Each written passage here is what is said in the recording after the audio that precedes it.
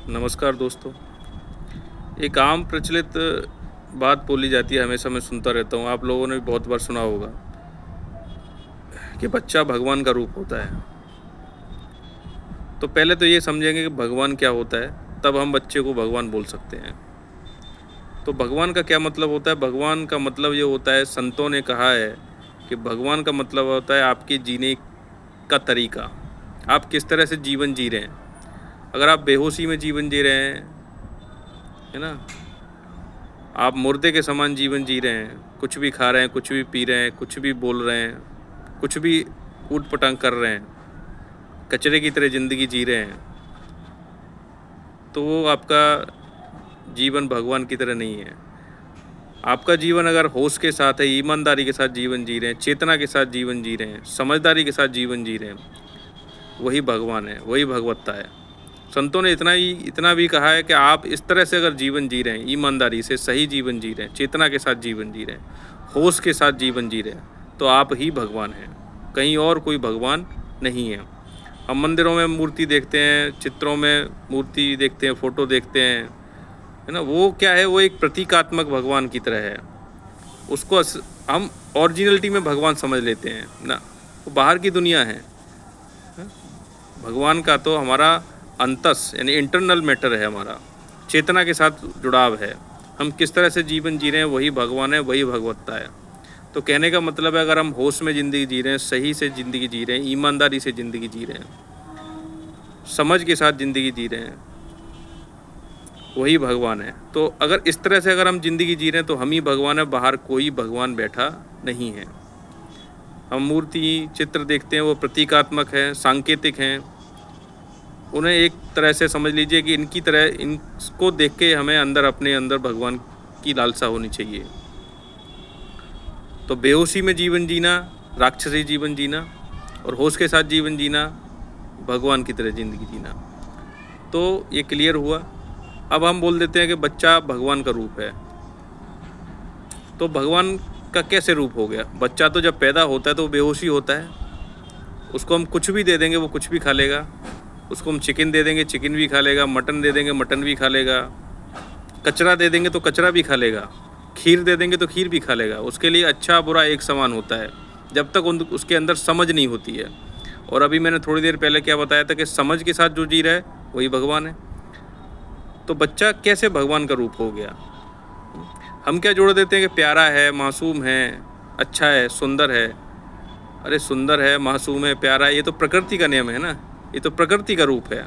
कोई काला है, गोरा है, लंगड़ा है, लूला है, वो सब प्रकृति के नियम हैं, वो अलग चीज़ है।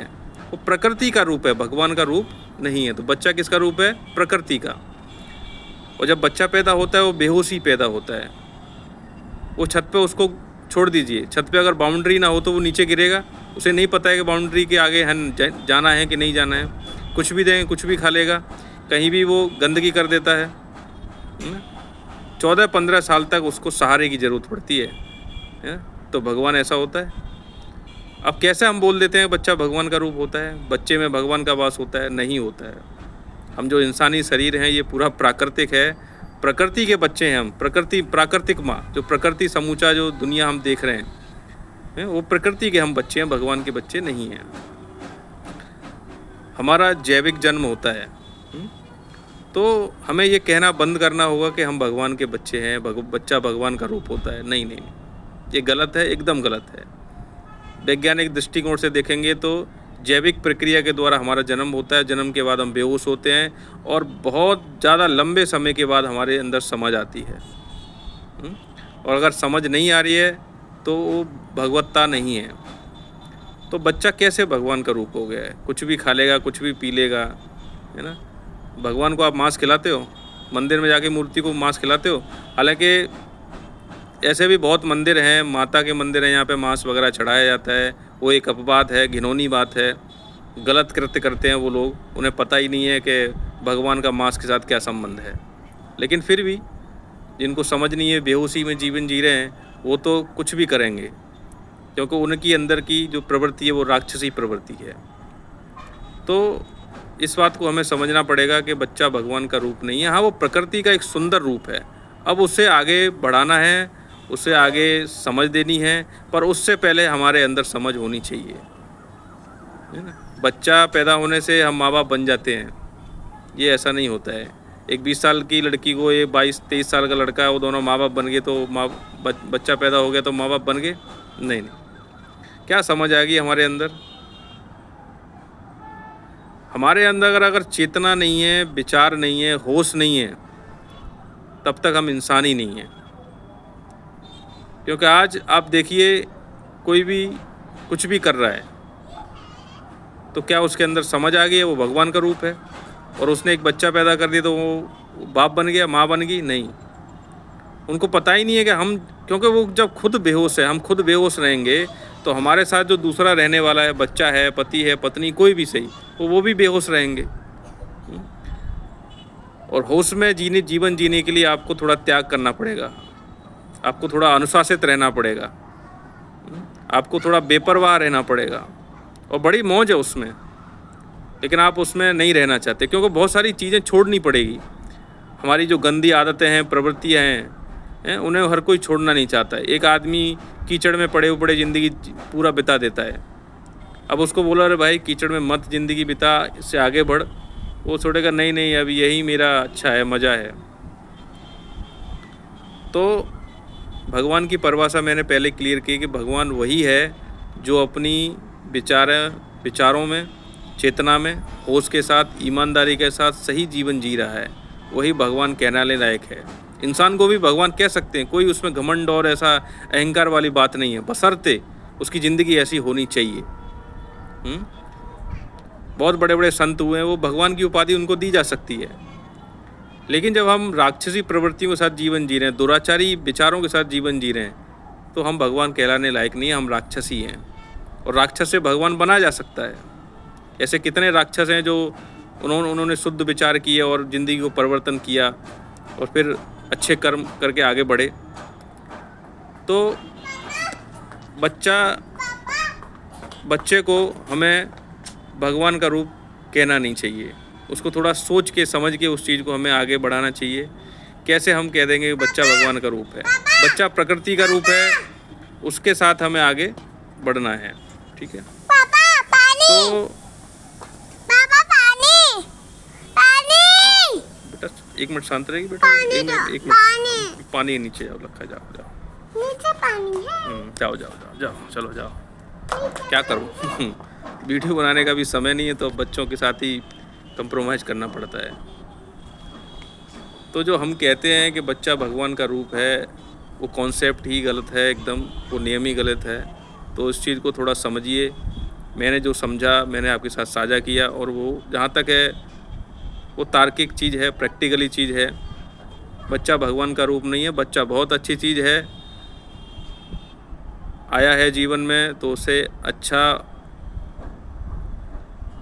ज़िंदगी देना है, हमारा कर्तव्य है, माँ बाप का कर्तव्य है। अब एक माँ जो गुटखा खा रही है, एक बाप जो दारू पी रहा है, जो एक माँ जो मांस खा रही है, एक बाप जो मांस खा रहा है, मटन चबा रहा है ना, दोनों बेहोशी में ज़िंदगी जी रहे हैं। वो अगर बच्चा पैदा कर लेंगे तो बच्चे का क्या भविष्य रहेगा, आपको सोच सकते हैं। बच्चे का भी भविष्य अंधकार में ही जाएगा।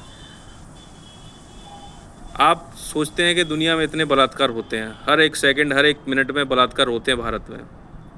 ये बच्चे कहाँ से आए? ये बच्चे के आसमान से टपके? कहीं ना कहीं माँ बाप के द्वारा ही पैदा हुए। कैसे? प्रकृति ने तो बलात्कारी भेजा नहीं था, बच्चे के कान में तो ये बोल के नहीं भेजा था कि बेटा तू जाके बलात्कार करना, हत्या करना, मर्डर करना, है ना। यहीं से तो पैदा हुए। और बच्चा तो कोरा कागज़ है, जैसा हम उसे सिखाते हैं, जैसा परवरिश देते हैं, जैसा माहौल देते हैं, वैसा वो बन जाता है। तो हज़ारों घरों में दुराचारी पैदा हो रहे हैं, तो आप कैसे बोलेंगे कि बच्चे भगवान का रूप है? दुराचारी रावण पैदा हो रहे हैं, कंस पैदा हो रहे हैं, अत्याचारी पैदा हो रहे हैं, और वो आगे चल के मर्डर कर रहे हैं, हत्याएं कर रहे हैं, बलात्कार कर रहे हैं, है ना। तो कहीं ना कहीं से तो माँ बाप के ज़रिए से ही आए ना, टपक तो नहीं गया आसमान से। तो बच्चा पैदा करना बहुत आसान है, पर उसकी जिम्मेदारी, उसका जीवन को देखना, उसको पालना, उसको बड़ा करना, ये एक बहुत बड़ी जिम्मेदारी है। उससे पहले हमें खुद परिपक्व होना पड़ेगा। जो हम माँ बाप बन जाते हैं ना, माँ बाप तो तुरंत कहला जाते हैं, अरे हम माँ बाप बन गए, बाप बन गए। अरे भाई ये हंसी खेल नहीं है माँ बाप बनना, ये एक बहुत बड़ी जिम्मेदारी है। जब हम होश में नहीं है तो हमारा बच्चा होश में कैसे आ जाएगा?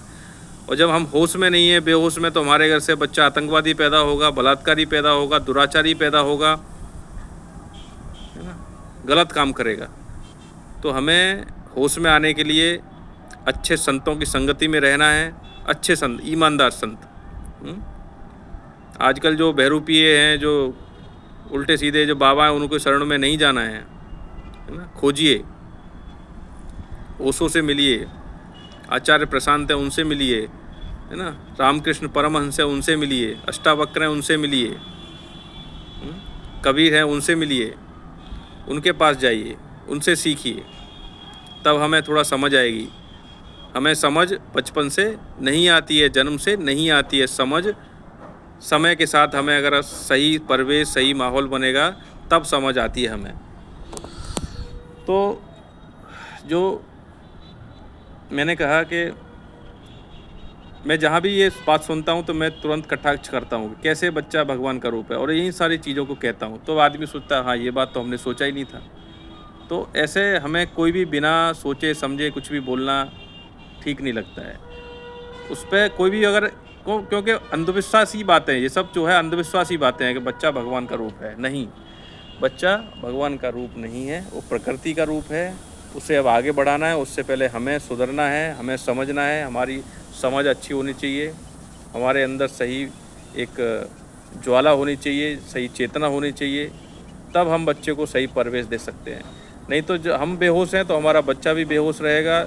और ये आप देख रहे हैं समाज में हर तरफ जो गंदगी फैली हुई है, कोई ना कोई इंसान ही कर रहा है। जंगल में गंदगी नहीं फैली होती है ना, हमारे जीवन में गंदगी फैली हुई है। तो साथियों, इस चीज़ को समझना है, समझिए, वीडियो को शेयर करिए, सब्सक्राइब करिए, ताकि सही चीज़ समाज में जाए। धन्यवाद।